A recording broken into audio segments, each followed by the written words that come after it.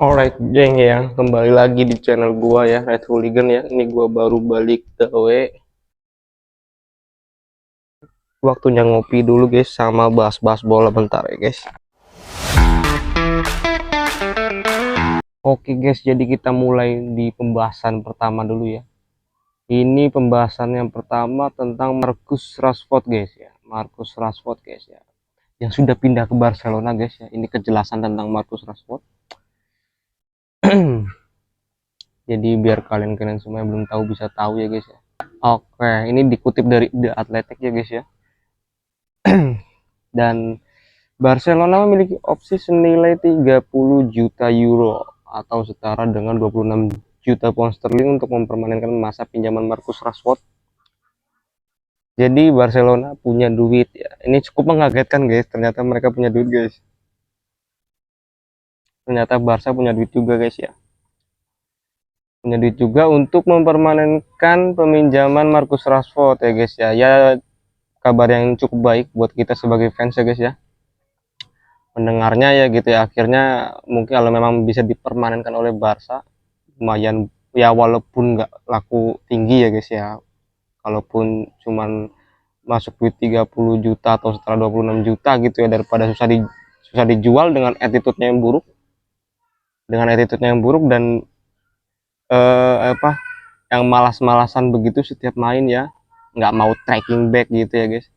Lalu Barcelona akan menanggung gaji Rashford, tapi ia telah menerima pemotongan gaji sebesar antara 15% dan 25%, tergantung pada beberapa faktor termasuk bonus selama masa peminjaman. Sementara Manchester United telah menghapusnya dari tagihan gaji mereka sepenuhnya. Jadi literally benar-benar udah dihapus tuh, dia nggak mau si MU, manajemen MU nggak gaji dia lagi guys. Murni peminjamannya tuh murni ditanggung sama Barca semua ya, karena sudah dipotong gitu guys. Kan tadinya nih penjelasan selanjutnya, gaji mingguan Rashford sebesar 325.000 pound sterling setelah bonus ditambah biaya ketenaga kerjaan, yang berarti tagihan tahunan sebesar 19,4 juta pound sterling untuk Manchester United. Jadi si Marcus Rashford ini, setiap minggu dia dibayar 325.000 pound sterling guys ya. Cukup banyak sekali ya guys ya. Di antara pemain-pemain lain di Premier League mungkin dia lumayan termasuk top salary lah ya guys ya, top salary di pemain Premier League.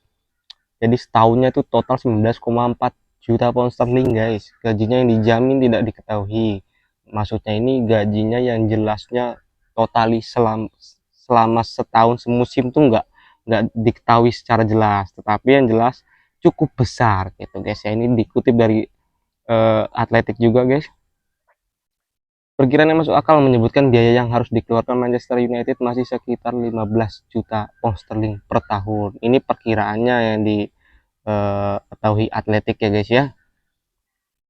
Oke, jadi kabar baik lah kalau memang mungkin Barca bisa mempermanenkan Marcus Rashford, walaupun mungkin eh, masuk uangnya ke kas MU nggak terlalu banyak ya guys, cuman senilai 26 juta pound sterling, dengan ingin mempermanenkan masa peminjamannya. Jadi bisa buat tambah-tambah lah ya. Terus baru kalau Anthony bisa dijual juga gitu ya. Pokoknya semoga aja Anthony juga bisa laku ya guys ya, buat tambah-tambahan buat nyari nomor 9.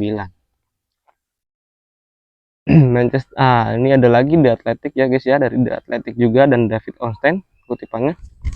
Manchester United mencoba untuk memasuki perburuan untuk Hugo Ekitike ya, minggu-minggu akhir ya. But the Eintracht Frankfurt attacker had committed to Liverpool. Tapi si Hugo Ekitike cuman berkomitmen mau gabung sama Liverpool doang guys ya. Jadi artinya memang benar-benar nggak niat mau ke MU ya guys ya. Jangan ambil pemain-pemain yang nggak niat ke MU guys. Pokoknya udah harganya mehong ya guys ya. Harganya bejibun mahalnya, nggak niat main ya, ntar ujung-ujungnya sama kayak Rashford lagi ya guys.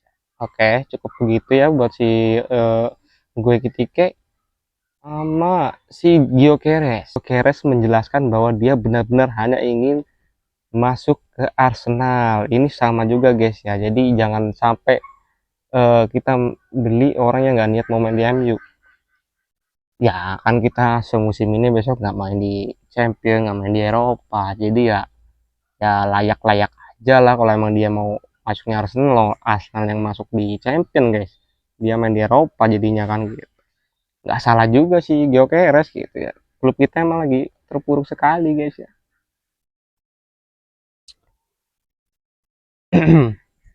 Jadi kayaknya si Gyökeres ini nggak mungkin diambil MU lah kalau menurut gue ya guys ya. Kalau menurut lu gimana ya, coba di komen aja di bawah. Sama yang paling santer akhir-akhir ini guys, Benjamin Sesko ya.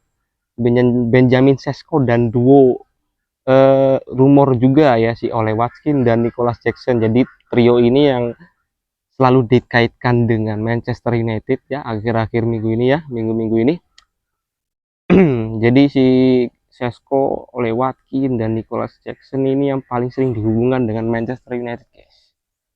Kalau menurut gua ya di antara rumor-rumor yang berada ya, kalau si Hugo Ekitike kan udah jelas tadi dia emang fixnya mau ke Liverpool aja gitu ya, dia nggak mau ke MU. Gyökeres juga sama, cuman maunya ke Arsenal, mau main di Champion, mau main di Eropa. Nah kalau si Sesko ini dia mau ke MU tapi kan mahal guys, Sesko mahal guys dari RB, RB Leipzig, RB Leipzig mahal guys.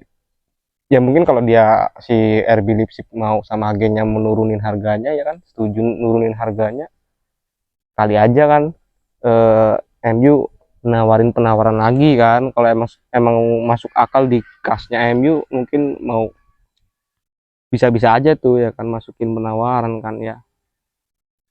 Sebenarnya gua lihat sih Benjamin Sesko ya, gua nggak sering banget ngeliat Bundesliga by the way, cuman lihat cuplikan-cuplikannya Sesko gitu. Yang paling gua suka kalau dari Sesko ini sundulannya guys ya, kayak di Instagram gitu, cuplikan-cuplikan di latihan heading ya, buset, lompatnya tinggi guys.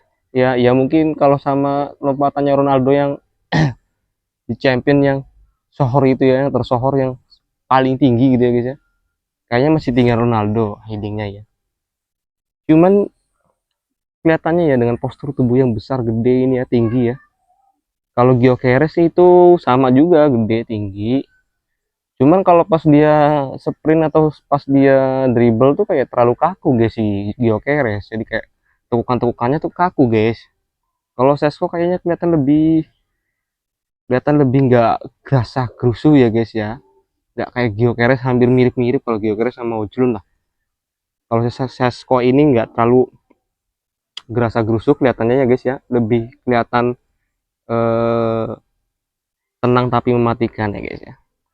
Kalau diantara tiga ini yang disanter diomongin belakangan ini, si Oli Watkins, Sesko sama Jackson, Nicholas Jackson, ya udah jelas kalau gua pribadi ya, pendapat gua pribadi mending Sesko kalau emang, karena yang pertama, poin pertama, dia bener-bener dia pengen main di MU walaupun MU nggak main di Eropa gitu. Cuma sayangnya dari pihak Leipzig sama mungkin agennya harganya lumayan tinggi guys, makanya itu ya barangkali mereka mau nurunin harga gitu ya, MU masuk lagi gitu ya, deal gitu ya. Syukur-syukur aja deal kan, jadi si Hojlund ini punya pesaing guys ya, jadi Hojlund di